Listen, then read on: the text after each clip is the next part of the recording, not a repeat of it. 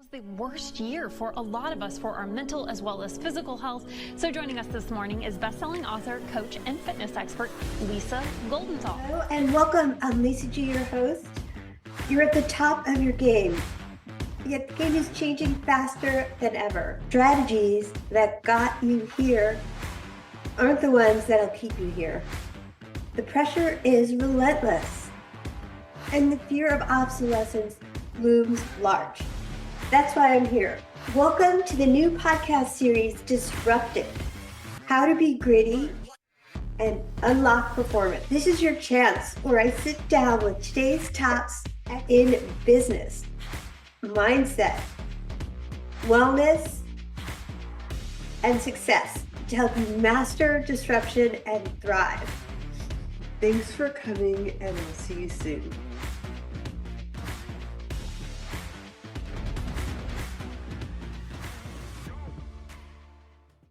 How to break free from self-sabotage and live your best life. So come on in, everybody. And I'm Lisa G, your high-performance coach, and today we're breaking the chains of self-sabotage. This isn't another webinar. This is your wake-up call. We've got a special guest who's going to help you take the gloves off and start fighting back against your inner critic that's been holding you hostage. So buckle up, grab some notebooks, and let's dive into this transformative journey together. And before we get into it, let me just get real with you. I've been there, staring at myself in the mirror, feeling like I'm not good enough after another failed relationship. Even though I was engaged to an incredible person, my inner voice kept whispering, "You'll mess this up." I was sabotaging the best thing in my life without even realizing it. And it wasn't until I worked with a coach, yes, coaches need coaches too, that I started to peel back the layers. We dug deep into the whys and discovered those sneaky little saboteurs that were wreaking havoc on my life. And you know what? It wasn't easy, but it was worth it. Fast forward to today, and I'm happily married, proving that you can break free, break the chains from self-sabotage. So before we jump into it, I'm so thrilled and excited to welcome Dr. Schnell, someone who's seen it all and helped countless people just like us conquer their inner demons. Meet Dr. Schnell, a powerhouse in personal development with over 40 years of experience. She's here to share her wisdom on how to turn your self-sabotage, break the chains, and turn it into self-mastery instead. So give her a warm welcome. Drop a comment. Welcome, Audrey. Thank you. Thanks so much. What a wonderful introduction. Yeah, the first thing I want to say out of the gate is self-sabotage is universal. It's not a character flaw. You're not crazy. There's nothing wrong with you. Everybody does it. And we're all here because you're smart. And the smarter you are, the harder it is to spot. Right. The self-sabotage. That's why you're here. Yeah, and I can share with you, I'll be completely transparent, you just get better at spotting it. There were a million thoughts running through my head, like, believe it or not, I'm in a garage, okay, guys? I'm not in my real office yet. It's still being built. I'm in a garage. I've just got my laptop and a ring light, and I'm like, well, I don't have a professional setup to do this. I can't possibly do this. I've got to put it off. Ding. Self-sabotage, here I am. And like I said, there's this little seed, but it's all just based in fear. It's as simple as that. It's just all based in fear and physiology. All right, let's jump into it. Go ahead. Fear is what holds us back, isn't it? Fear is what holds us back, and it's our brain. You just can't separate out the psychological pieces, the mind-body pieces. It's all based in fear. And anything that is new or different or change, even if it looks like good change and forward movement, your reptilian, or what I call your toddler brain, because nobody knows anything about reptiles, it's your toddler brain. It's your little primitive brain that goes, oh, we don't want this. This looks scary. And so we manufacture all of these excuses and reasons that we're not even aware of. You know, we classic, simple example, you know, who hasn't been there? You go to the fridge for something healthy to eat and walk away with a pint of Ben & Jerry's. And then you go, oh my God, what's wrong with me? I can't believe I just did this. Well, these are ingrained habits. And until we have someone, I use that a coach, Lisa, because we don't see it in ourselves. Until we can learn to spot it and realize what it is, it's not a moral failing. It's learning to get into our higher brain, our executive functioning brain, to get past the fear. I know it sounds simple, not always easy to do, but that's the basis of it, really. Yeah, it's just like our deep subconscious habits are just what they are. They're subconscious. You don't even realize if a stimulus happens, and let's just say somebody comes in and throws something at you, not literally, but yeah, maybe your automatic reflex comes from that fight or flight baby brain. Is that what you call it? The toddler brain? The toddler brain. And just like we want to practice good habits, we've practiced the quote unquote bad habits so much that they're just like a knee-jerk reaction now. And you have to learn how to catch it, how to rewire. Everybody talks about rewiring their brain, doing things that get us out of that self-sabotage mode. Because what do we all want? We all want to make progress to our goals. We all want to be happier. It's simple. We just have to learn how to get there. All right, let's deep dive a little bit into understanding self-sabotage, and let's just call it what it is.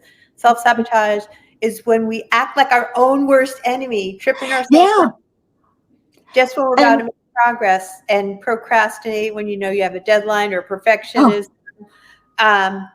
And it's coming from that nasty voice, right? You're not good enough. You're not good enough. And again, I think we should almost call it, instead of self-sabotage, self-survival, because it's really coming from that survival instinct. And we've got to learn how to work with that, because otherwise we invent really good reasons for not doing things that are important, things that we want, and we revert to old habits because it's safe. And the important thing to know, so that you know you're not crazy, is that it's human behavior to avoid pain more so than seeking pleasure. What does that mean? That means when I look at the taxes I have to do and I start to panic, when you start to panic, you're going to naturally avoid that. And you're not going to think about, well, I'm going to feel really good when this is done because I'm a doer. I get things done. No, your natural instinct is to avoid. Right. Like go clean the desk or something like that. Oh yeah. And let me go fold my laundry because, and that sounds important, right? But here it comes. And before we know it, we've lost traction. We've put on weight instead of lost weight. The things we have to do have piled up instead of getting things done. Right. And then it's a vicious cycle, because then we feel worse and worse about ourselves. And so we keep going down that spiral. Well, I know I've been there, and I want to hear from you guys in the audience. Drop in the chat if you've ever been guilty of these behaviors. We're all humans out here. Don't worry. No judgment here. This is a safe space. And I'd also like to dive into the root cause of self-sabotage, because it doesn't just pop up out of nowhere. Obviously, we've discussed it's rooted in fear or low self-esteem, or maybe some unresolved stuff from way back. Yeah. Can you get into the root cause dive a little deeper? Sure. It's really based in our physiology, those automatic responses. And like I said, think about how a 2-year-old would act because we have a 2-year-old brain inside that's still sometimes, unfortunately, running the show. And that 2-year-old brain goes, no, I don't want to do that. And so, but we want to know why, right? We want to rationalize things. That's human nature too. So we come up with great excuses. Right. And it can be, I'm not ready. I'm not good enough. I need another degree. I don't have the right notebook. I mean, everything. I've heard it all, believe me, and I've done it all. We all have. Right. And they're blind spots. We just don't see it. And we continue to avoid, not move forward, move backwards. And then we just are feeling worse about ourselves. And when our self-esteem goes down, the fear, the trust in ourselves just bottoms out. And then it gets worse. Right. Well, you guys have an expert here on this topic. I want you to be taking some notes and think about a time maybe when you got in your own way and what was driving it, and share your thoughts with yourself, or if you want to drop it in the comments. This is a safe space. I really want to hear from you and make this fun and interactive. And then I want to talk about taking action, because Audrey and I are both about taking action, not letting fear hold you back. I feel like this is the most important time of the year right now. It's after Labor Day, whenever you're listening to this. And I want to talk about breaking free from self-sabotage and the chains and taking action. And it, in my opinion, it all starts with a mindset shift, from a fixed mindset to a growth mindset, like Oprah did when she was fired from her first TV show, saying she wasn't fit for television. Imagine if you let that stop her. Instead, Right. She flipped the script and became the queen of media. So do you have any actionable tips for our audience about how to break free from the self-sabotage and take action, break the chain? Yes. One of the, and this is going to sound different than what everybody else tells you, but one of the best ways, I'm going to give you 2 tricks. One is to realize that this is anything that takes you away from your goal is going to be self-sabotage. So now you know how to spot it, even if it's sneaky, right? Right. The second piece is, everybody will tell you to visualize success. I want you to visualize failure, right? Wow. Because what did I say? We avoid pain. One of the best ways to get and take action and engage your executive brain is to stop and visualize, what's going to happen if I don't do this? What would I look like if I weighed 300 pounds, or I didn't do my taxes for 3 years? That's scary and it's real. And we want to avoid pain, right? So visualize the bad stuff and then think about how good you'll feel when it's done. But the first step may be actually a little counterintuitive. Yeah. I love that too. Figure out, like, if I keep on putting this off and coming up with excuses and procrastinating and doing something else instead, what will my life look like? And then visualize, what would your life look like if you did do the scary stuff? And can you address having a growth mindset instead of a fixed mindset of like, well, it's always been this way, it's always going to be that way, versus I can do it all. I can be anything. I can accomplish great things. The first thing I think, in the personal growth space, self-development phase, we love to say, well, you have a choice. Well, you only have a choice if you know you have choices, if you've seen what choices look like. And so the first step, I think, is to recognize that it's funny. I think this way. It's just so inefficient to look at the past and reframe it. So let me give you an example. Let's say Thomas Edison made 1,000 light bulbs and they all failed. And he quit. Would we hear about Thomas Edison right now? What would Thomas Edison be saying in his grave? Oh, shit, look at all the money I wasted trying to make a light bulb. But he didn't quit. He succeeded. And so let the future, redefine your past. Wow. Does that make any sense? That's kind of a goofy maybe scenario, but You don't want to be ruled by your past because, no.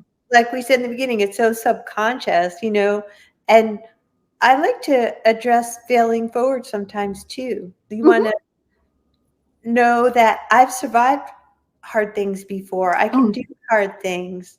I Yeah.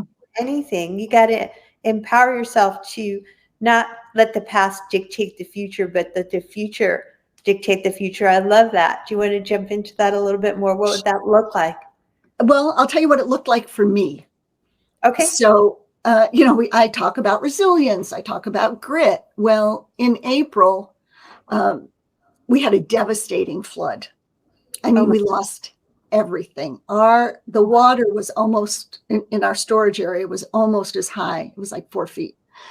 And it literally destroyed everything. All the memorabilia, pictures, artwork, because we're building a house. We had everything in storage. Mm-hmm. So we lost tools, we lost supplies. I mean, we pretty much lost everything, almost our lives as well. And so I got to experience what resilience really looked like.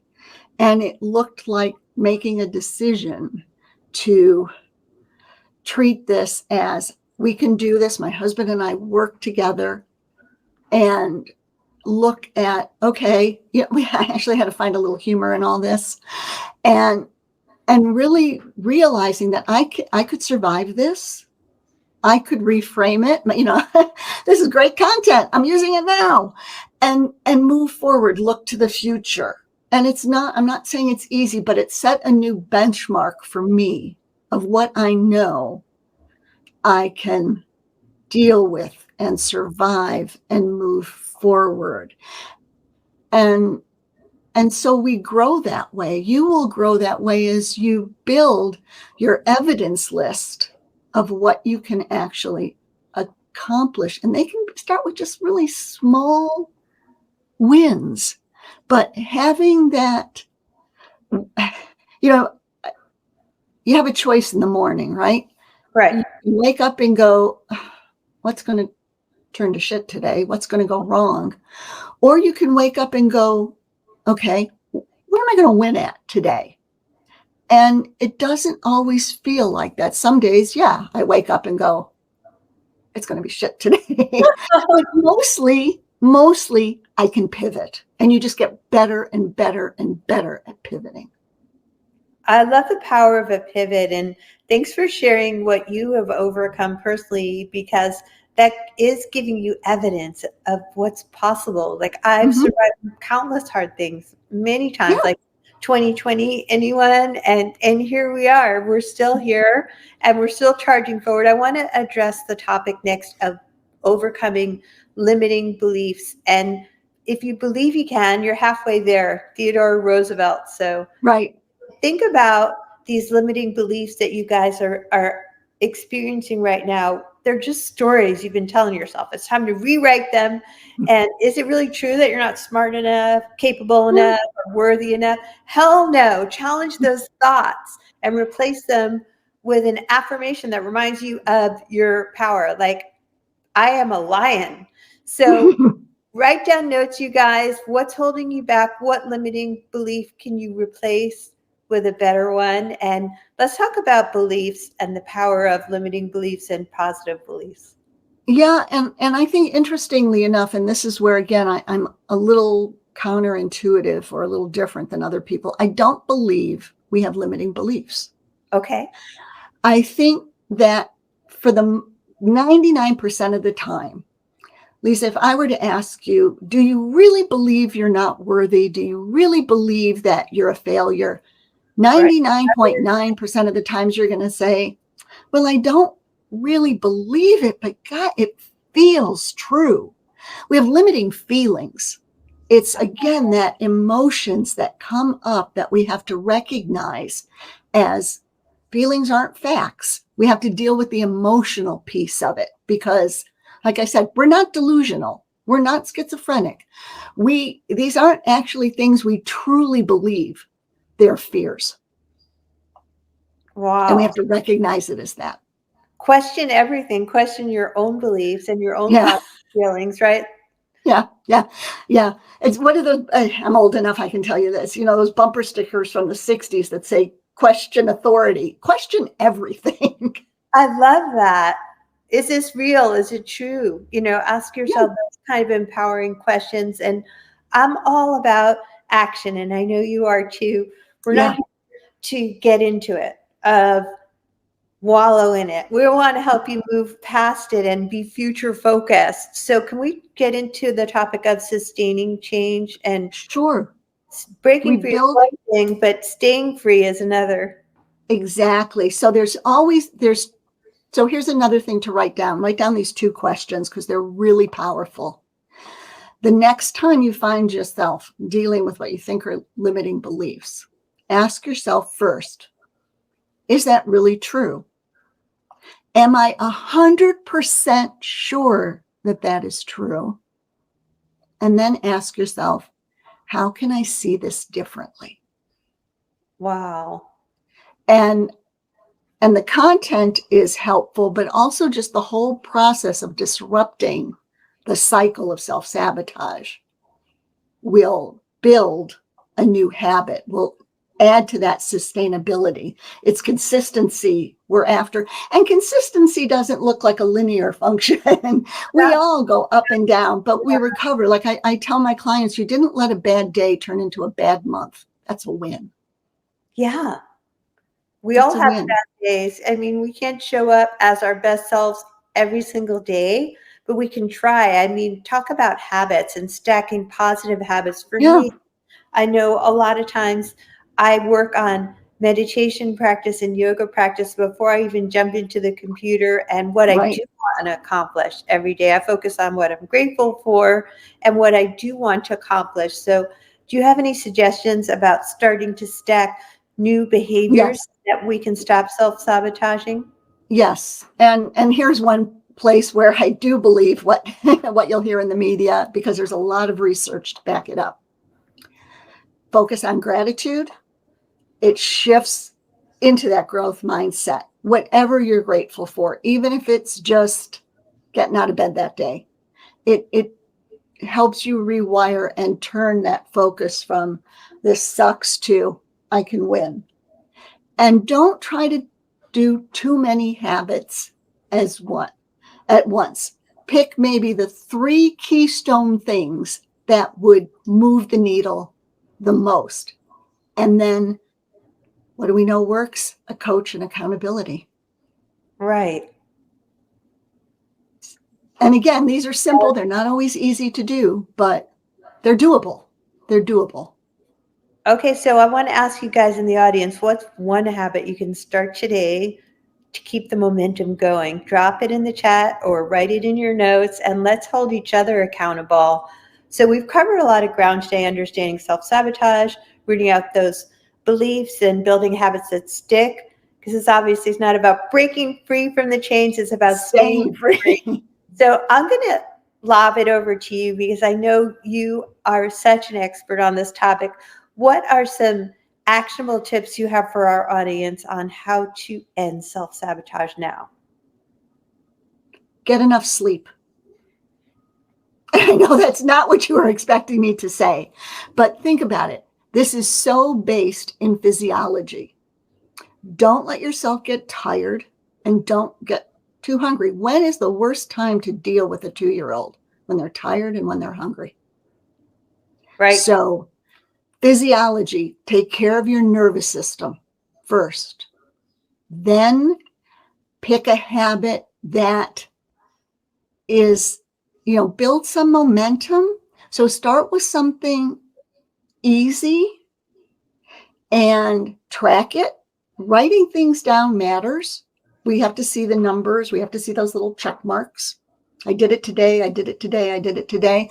And something that your environment will help support you. Make it easy. Build momentum. Start with something small. I'll just say that a lot of the things we hear are actually not always true. You'll hear, eat the frog, do the hardest thing first, get it out of the way. Well, it works for some things, like get your exercise out of the way in the morning.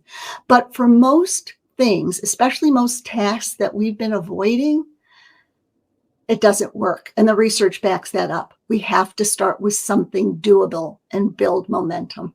So start with an easy habit and track it.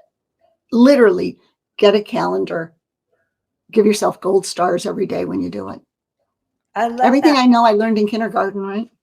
Gold stars. That is so good. Gold stars. Jerry Seinfeld famously used to create content and put a little red X in the calendar every day. Exactly. The Seinfeld calendar. It's brilliant. Brilliant. So getting enough sleep, I wish that I got enough sleep last night, because I know it does cause a lot of self-sabotage and brain fog for me. Yeah. The older you get, the worse it gets. So start small, start stacking small habits. Like James Clear would say, make it easy, make it obvious. Stack it onto another habit you're already doing. So I know that I'm going to get up and have coffee, and then I'm going to meditate or do yoga, or both, hopefully. And don't start with something like, I'm going to eat more broccoli.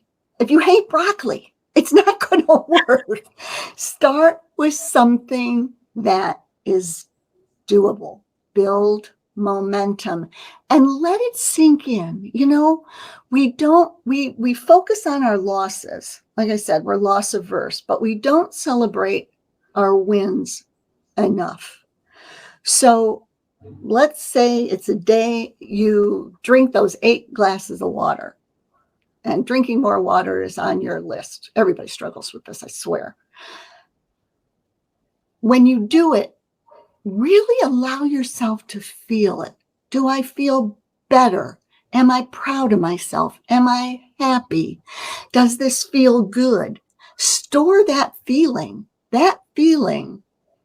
We're ruled by our emotions, let's face it. Store that feeling and let it continue to be that motivation to keep stacking that habit. Celebrate. Celebrate the wins. I love that. Celebrate the wins. You know? That's great. Like, I did my, whatever your thing is, like, I did it, and then you keep track, you're making notes. And remember, a high performance life isn't a dream, it's choice. So let's make that choice today. I want to hear from you guys.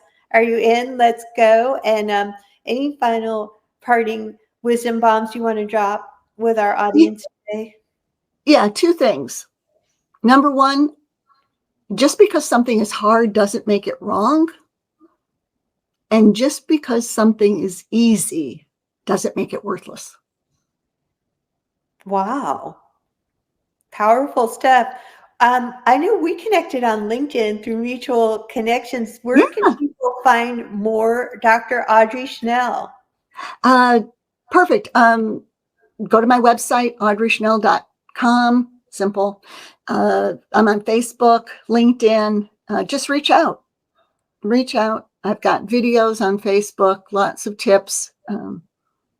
And this is such, I mean, Google self-sabotage, please. You'll find like a million books, because this is a big problem for everybody. Well, we all want to be those high performers that we are in all areas of your life. So let's do this, people. Take some notes, hold yourself accountable, get a coach, and let's make this last 100 days of the year your most powerful yet. It's not too late. You don't have to wait till January. You can make your dreams, visions, and goals happen right now. So Dr. Audrey Schnell, thank you for being a fabulous guest on this live stream. I appreciate it. Thank you so much.